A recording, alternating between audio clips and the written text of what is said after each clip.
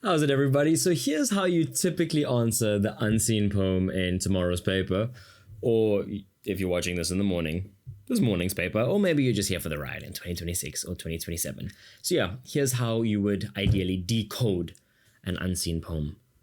I just hurt my hand on the table. Okay, so read the poem slowly, just slowly, calma. Okay, read it twice, just to understand both the literal and deeper meaning. So the literal meaning and the figurative meaning. Look, this is going to be English home language, right? You can't just have a surface level understanding of the poem. You need to understand it from a figurative POV in terms of the mood, the tone, the diction, the imagery that's been created. Okay, the connotations of certain specific words, how emotive is it, how biased is it, identifying the main theme or central message. In other words, just in one sentence, can you tell me what that poem is about? What exactly is the poet trying to convey? What is their intention? Okay, and not just that, as you know from your time just being a poetry student, there are certain things that are recurring. So for example, seasons, colors, and emotions. Look, in terms of seasons, we love spring, you know, the rebirth of the world. Fauna and flora, they flourish. Summer's good, you know, nothing like a nice summer's day. But on the flip side, winter is really bad, you know, super cold, it's frigid, no one really likes it. And not just that, things also have died, because of autumn. That just occurred. So it's really important that you understand it from this point of view, okay? Some seasons are good, some seasons are bad, regardless of whether you enjoy winter or not. Just look, this is a poetic point of view. In terms of colors, so again, yeah, a lot of you aren't really going to like this, but just in general, white is symbolic of purity, of innocence, right? And on the other hand, black is foreboding, it's ominous, it's almost sinister.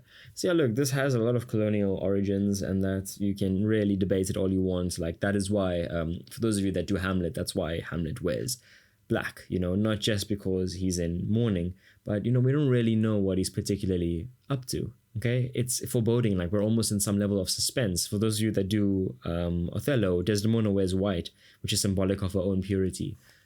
So yeah, please don't come at me in the comments or whatever. Like, I'm telling you, these are what the colors mean, okay? Verstaan. And again, human emotions. So love, hatred, honor, excitedness, sadness, all of that. Look at it, feel it, understand it. Like, where is it coming in the poem? Okay, as you can see, Goon School's like, yeah, we're kind of serious here in today's video. So next, analyze the tone and the mood to see how the poet feels about the subject. How does the poet feel about the subject? What's the poet trying to do? How are they trying to get their point across? And focusing on strong emotive words, so the imagery, playing on the five senses, right? Maybe there are these gorgeous descriptions or these painful descriptions. Maybe it's something about the apartheid regime. And feel free to profile whoever the poet is. You know, typically, if it is an African poet, they are most likely going to be writing about some kind of civil resistance against an oppressive regime or the apartheid government or a colonizer or whatever it is. And if it's a typically older European poet, well, they write about, you know, seasons and their childhood and stuff like that. So, I mean, look at your set poems, right? If you don't believe me, like, look at it, profile all of those poets. Okay, look at the demographics. Yeah, I know, like Ingrid Jonker wrote The Child Shot Dead. Yeah.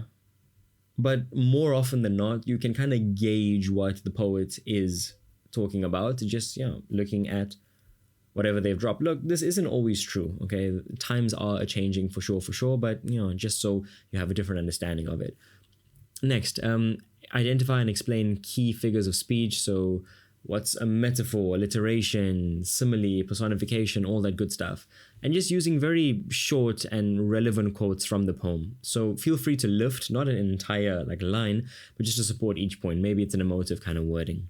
And again, just stay focused, like answer the question, okay? Don't drift off topic. As soon as you feel yourself waffling, stop, like just end the sentence there and just move on. Look, most are going to battle to finish a typical English paper too.